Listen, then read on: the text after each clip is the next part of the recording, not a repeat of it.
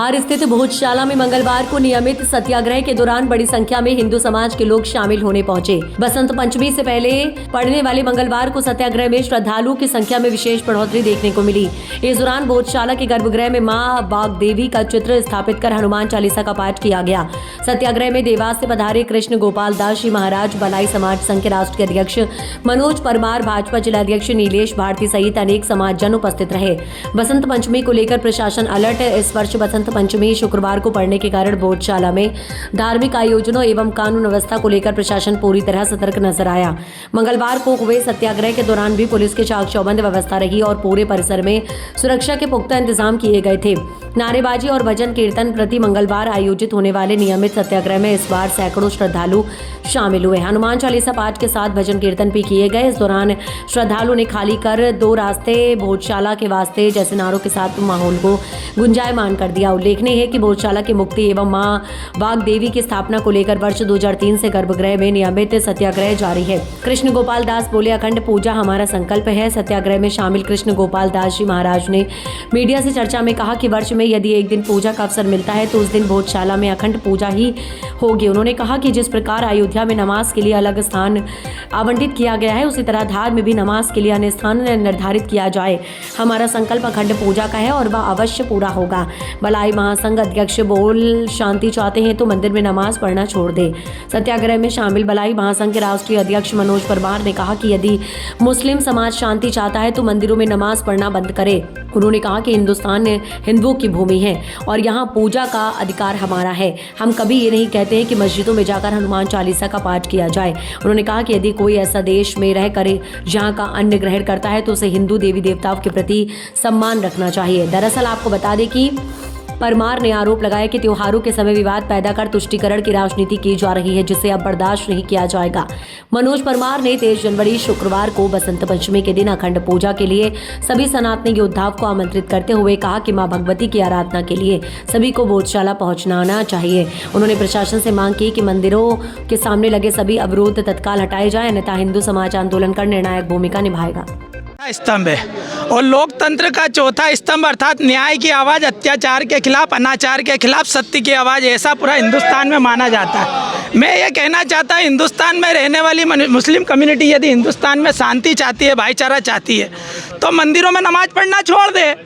बाबर ने मंदिर तोड़कर वहाँ पर बाबरी मस्जिद बना ली, ईदगाह बनाया गया मथुरा में भगवान कृष्ण का जन्म स्थान तोड़कर, साथ ही काशी में काशी विश्वनाथ स्थान तोड़कर उन्होंने ज्ञानव्यापी मस्जिद बना ली। यहाँ पर भी गुलाम मौला, कलाम मौला ने, यहाँ पर अलाउद्दीन खिलजी ने यहाँ पर हमारे मंदिर को तोड़ा, हजारों विद्यार्थियों का जो है हत्या करी और उसके बाद में यहाँ पर जो है मस्जिद बना ली। मेरा ये कहने का मतलब है, ये हिंदुस्तान हिंदुओं की भूमि है। यहाँ पर पूजा पद्धति का अधिकार जो है हमारा है। हम ये नहीं कह रहे कि हमको मोइनुद्दीन चिश्ती की दरगाह में हनुमान चालीसा पढ़ना है। हम ये नहीं कह रहे कि हाजी अली में जाके हमको दुर्गा चालीसा पढ़ना है। हम ये नहीं कह रहे कि मक्का मदीना में जाके हम राम रक्षा स्तोत्र करेंगे। कम से कम हिंदुस्तान में यदि आप रह रहे हो, हिंदुस्तान का खा रहे हो, हिंदुस्तान का पी रहे हो, हिंदुस्तान के अन्न से तुम्हारे जीवन का पालन पोषण हो रहा है, तो हिंदुस्तान की गरिमा का ध्यान रखते हुए, हिंदुस्तान की मर्यादा का ध्यान रखते हुए, हिंदुस्तान के देवी देवता और महापुरुषों के प्रति आपका आत्मीय भाव होना चाहिए, समर्पण होना चाहिए, आपकी आस्था होना चाहिए हमारे यहाँ की संस्कृति और परंपराओं के लिए। किंतु आप हिंदुस्तान में विद्रोह चाहते हैं, विवाद चाहते हैं, झगड़ा चाहते हैं, दंगा चाहते हैं, इसलिए हर बार हमारे त्योहारों पर विवाद करते हैं। और रामनवमी हो, हनुमान जयंती हो, दुर्गा माता की पूजा हो, काली माता की पूजा हो, कावड़ यात्रा हो, हर जगह पत्थरबाजी होती है, हर जगह नुकसान देते हैं। तो ये तुष्टीकरण की राजनीति अब नहीं चलेगी। और अखंड पूजा के लिए हमने 23 जनवरी जो बसंत पंचमी का दिन है, माँ भगवती वाग्देवी का दिन है, हमने अखंड पूजा के लिए सभी सनातनी योद्धाओं को आमंत्रित किया है कि यहाँ पर आकर माँ भगवती की आराधना और साधना करें, महाआरती करें। और इस दौरान कोई भी किसी तरह का विवाद हम बर्दाश्त नहीं करेंगे।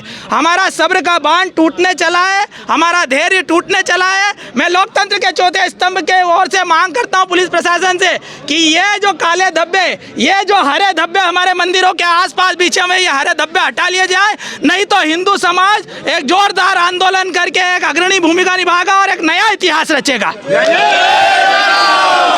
मनोज परमार, राष्ट्रीय अध्यक्ष, अखिल भारतीय भलाई महासंघ। गौशाला को लेके जो है इतना लंबा आंदोलन चल रहा है। बसंत पंचमी जो है शुक्रवार के दिन आई है, क्या चाहते हैं कवि होने के नाते, राष्ट्रीय कवि होने के नाते? देखिए, कवि एक अलग विषय है और मेरी आस्था अलग विषय है। मेरी आस्था के नाते मैं चाहता हूँ कि अखंड पूजा होना चाहिए, लेकिन मैं एक नागरिक और एक कवि के रूप में जो अभी मैंने कहा कि तनाव का कारण जो बार बार पिछले 50 सालों से बन रहा है, वो कारण पे ध्यान दिया जाना चाहिए जिससे धार की जनता का भला हो। और वो कारण है स्पष्ट आदेश। ये जितना तनाव है ये भ्रम के कारण है।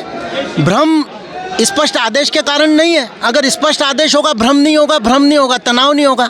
जिस देश में सुप्रीम कोर्ट रात में 2:30 बजे आतंकवादियों की फांसी रोकने के लिए खुल सकता है, उस देश में 1958 से 50 साल में एक आदेश जारी नहीं हो सकता कि क्या होगा क्या नहीं होगा।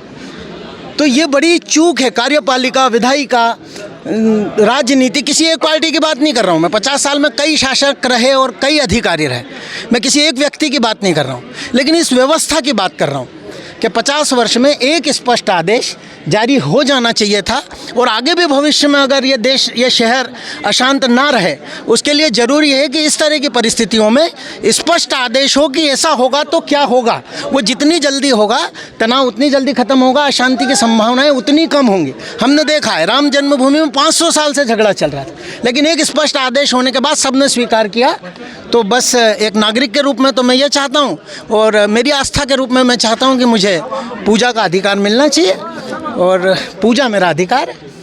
ठीक है, आपका नाम? मैं कवि संदीप शर्मा। धन्यवाद। बहुत बढ़िया। कल को लेके आज जो सत्याग्रह हुआ, उसमें भारी तादाद में श्रद्धालु शामिल हुए। 23 जनवरी को शुक्रवार है और बसंत पंचमी का त्यौहार है। आप लोगों की एक बैठक भी जो है कल प्रशासन के साथ हुई है, तो क्या कहेंगे सब इन सब चीज़ों को लेके, क्या कहेंगे? देखो, अब सकल हिंदू समाज जाग चुका है। अब हमको किसी की आवश्यकता नहीं है। सकल हिंदू समाज के बल पर सूर्योदय से सूर्यास्त तक अखंड पूजा होगी, ये हमारा दृढ़ संकल्प है। कल जो मीटिंग हुई उसको लेके क्या कहेंगे, क्या रखिए आप?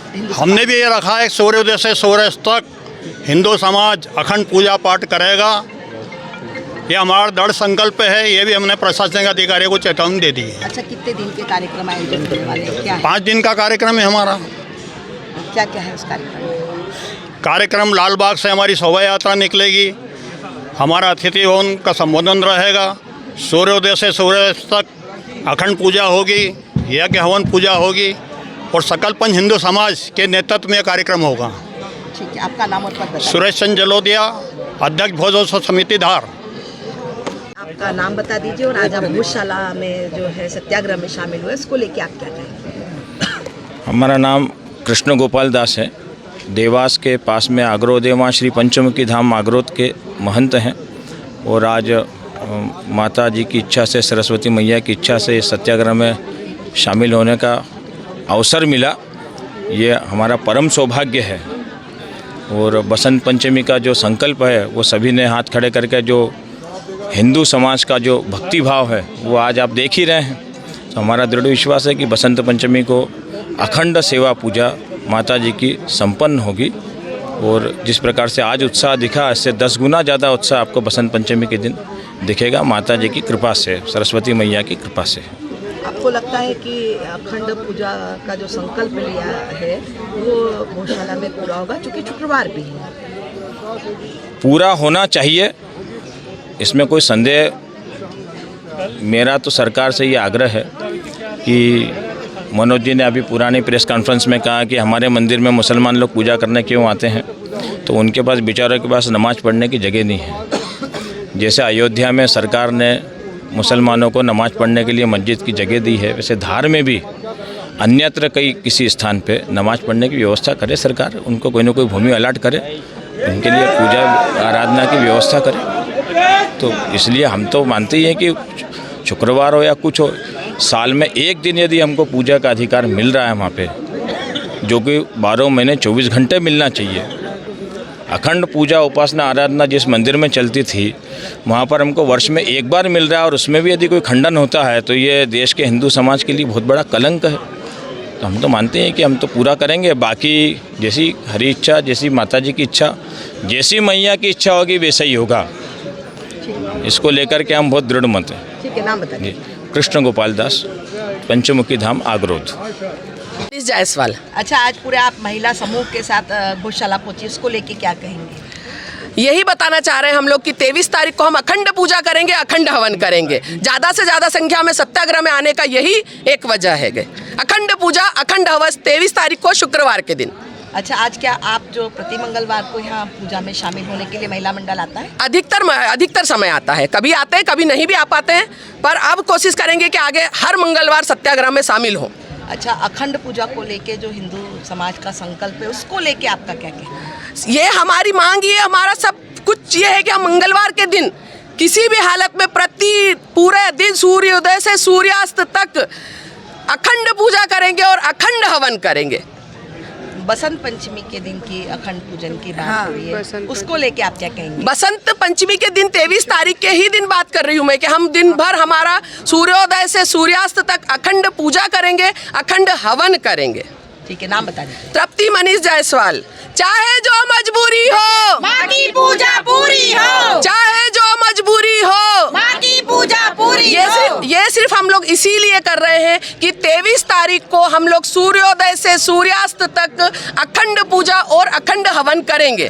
देखिए, जिलाध्यक्ष जी, आज आप जो है भोजशाला में सत्याग्रह में शामिल हुए, क्या कहेंगे? 23 जनवरी को बसंत पंचमी भी है। आज ही नहीं, हम तो भोजशाला में दर्शन करने हमेशा आते ही रहते हैं। आज भी आए हैं और आगे भी आएंगे। 23 तारीख को भी दर्शन करने के लिए आएंगे और माँ वाग्देवी के दर्शन करके आज हम सब लोग, और जैसा कि उत्साह हम देख रहे हैं और सबके साथ हमने भी दर्शन किया है। दोपहर में होने वाली जो शोभा यात्रा है, धर्म सभा है और जो महाआरती है, क्या उसमें शामिल होंगे? सभी कार्यक्रमों में जो आह्वान, जो भोज उत्सव समिति का आह्वान जो उन्होंने किया है, जो आग्रह किया, उसके साथ में सब लोग शामिल होंगे हम। सर, जनप्रतिनिधि कभी भी यहाँ दिखाई नहीं देते इस दौरान, क्या कारण है?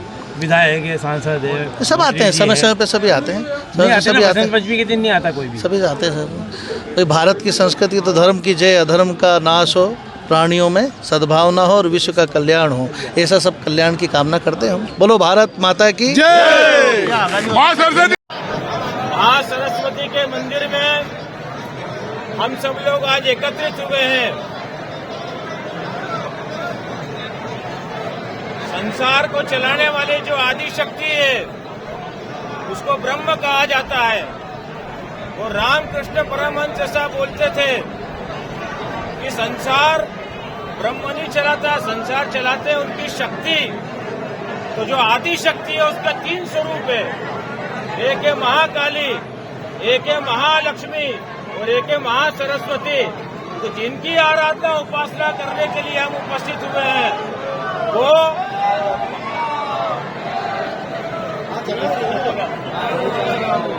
वो ये महासरस्वती है।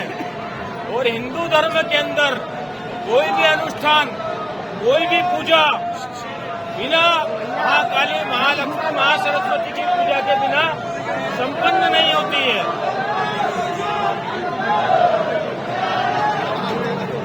इसलिए हमारा ये बड़ा सौभाग्य है कि हम यहाँ सब आए हैं, अपनी योजना से नहीं आए हैं, हमको बुलाया गया है इसलिए हम आए हैं। हमको ये प्रेरणा दी है माता ने कि आओ सरस्वती मंदिर में उपस्थित हो, बसंत पंचमी के उत्सव की तैयारी में लगो। इसलिए